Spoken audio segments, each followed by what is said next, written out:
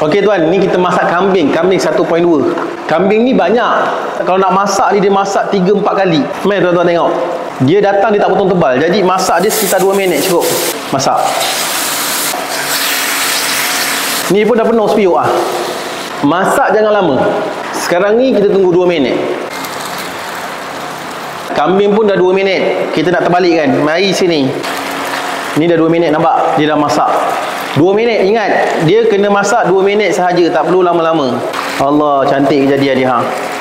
Saya tak nak masak banyak. Banyak ni kambing ni. 1, 2, 3, 4, 5, 6, 7, 8, 9, 10, 11. Ada 11 keping.